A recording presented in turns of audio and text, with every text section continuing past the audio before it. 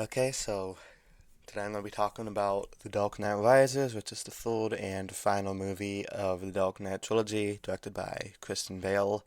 Um, I am recording all of these in the same day because, yes, I am in the same sort.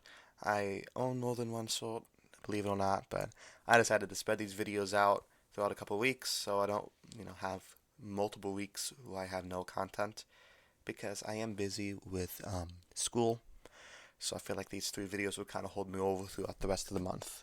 So I feel like this movie doesn't get as much love as it should. I feel like a lot of people compare it negatively to The Dark Knight, while not really seeing it as its own movie.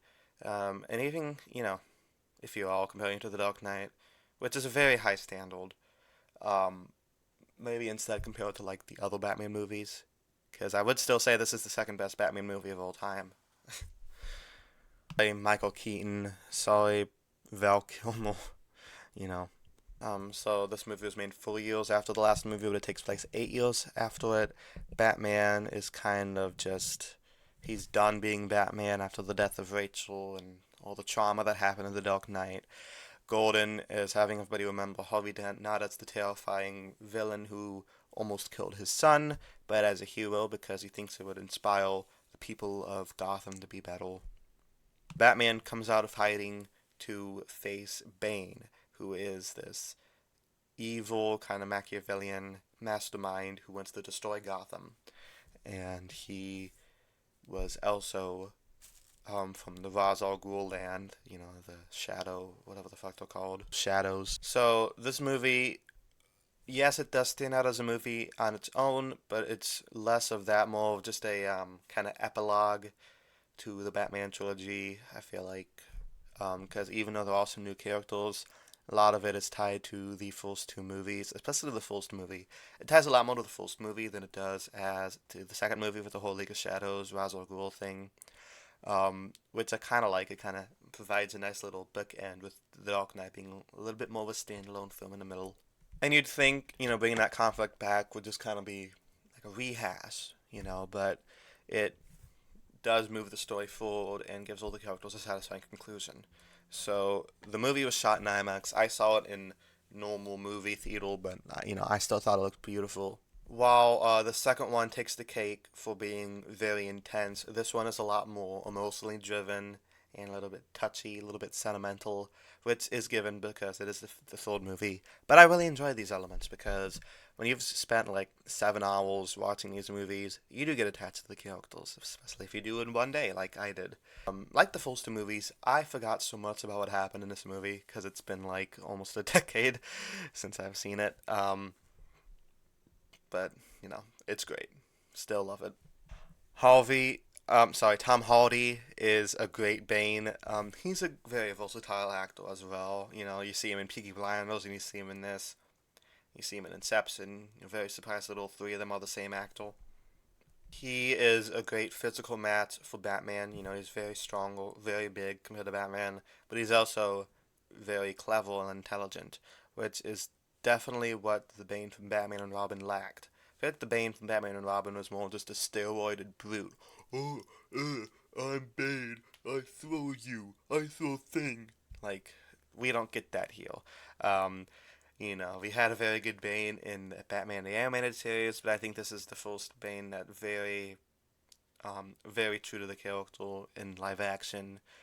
Just a very compelling performance from him, though it is kind of hard to understand what he's saying half the time. Because he talks like this, and he wears a mask, which makes it even harder. But a great challenge for Batman. I don't think he lives up to the hype of the Joker, but all the Batman's villains works in different ways. Scarecrow tried to destroy his mind. Joker tried to destroy his spirit and kind of show how close they are. Two-Face was very tragic because they used to be friends and now he turned into an enemy, stuff like that. Bane is challenging because he is mentally and physically superior to Batman, which is kind of hard to say because he's Batman. Did anybody else notice this that each movie, Batman's voice gets more silly? I feel like it wasn't even silly in the first one. A little bit silly in the second one. Extremely silly in the third one. I don't know why they keep doing that. Uh, you comforted me when I was little. with a coat. Like that scene was very emotional, but coming out of his silly ass voice, it kind of dampens it a little bit. Still a very emotional scene though. But kind of like Two Face and Scarecrow and Ra's al Ghul, he takes a villain that is not as well known or loved by the public and completely amplifies them, which is definitely what he does with Tom Hardy. I haven't really mentioned Anne Hathaway as Catwoman yet. She's cool, I guess. She doesn't really stand out to me in terms of the Catwoman. I actually prefer Zoe Kravitz as Catwoman, though I do think The Dark Knight Rises is a way better movie than The Batman. I do prefer Zoe Kravitz as Catwoman, and I also prefer Michelle Pfeiffer as Catwoman as well. But Anne Hathaway is okay. She's cool. At least she allows Bruce to kind of open up again. It's the first woman he's really had a connection with since Rachel, so it kind of brings him out of his shell a little bit. Like I said in the first one, Gary Oldman's accent as Gordon gets better with each movie, and it's very good here. It kind of feels like he doesn't try as hard. It's more of like a lesser British accent than a I talk like this. It's more of just talking like this. It works better, in my opinion. Um, it's a very devastating scene when Two Face sorry when Bane reads out what Harvey Dent was really like, what really happened to Harvey Dent. It's devastating. When you realize like all those lies were for nothing, you really feel bad for him. Um, I like Joseph Gordon-Levitt in this movie. He's very likable in pretty much everything he's in. This is no exception. When Freeman's great. The whole supporting cast is great. And when you think that Batman died, you feel how they feel, and when they one by one realize that he did survive, it's a very satisfying moment.